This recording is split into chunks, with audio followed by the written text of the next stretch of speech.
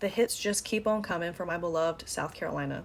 We're now dealing with a measles outbreak. Here's what we know so far. It began in unvaccinated children in Spartanburg County, which is in the upstate, after international travel. As of October 7th, 2025, the South Carolina Department of Public Health reports 10 confirmed cases of measles since July 9th, with 8 of those in Spartanburg County. Some cases are linked to travel exposures or known contacts, while others have no identified source, which means measles may be circulating in the community. This is very concerning because vaccination rates in the U.S. have fallen. Much of this drop is fueled by prominent anti-vax figures like Robert F. Kennedy Jr., who spent months downplaying the severity of measles despite unvaccinated children dying from it this year. Measles has been eliminated in the United States since 2000 thanks to widespread vaccination efforts, but we're about to lose that elimination status for the first time in 25 years.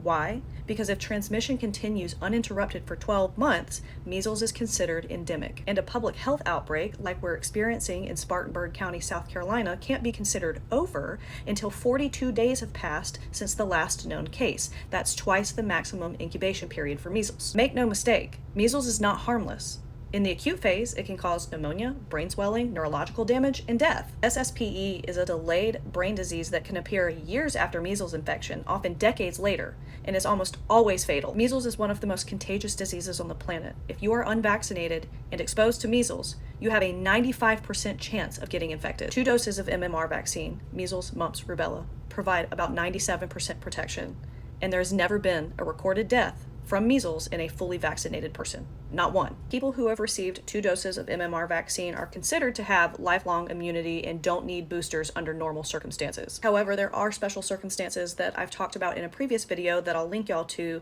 where you might consider additional vaccination. If you're unsure about your immunity, talk to your provider about an MMR titer. It's a blood test that gauges how well protected you might be against certain diseases. But if there's any doubt, just go get another MMR booster. There's really no downside. Some people don't mount perfect immunity from each vaccine, so boosting coverage helps. For example, I was found to be non-immune to rubella when I was pregnant in 2018 and needed an MMR booster postpartum. That's why everybody who can be vaccinated should be vaccinated, because herd immunity protects people like me who might have incomplete immunity or people who are medically vulnerable. If y'all have any other questions about measles or MMR vaccination, let me know and I'll try to answer them.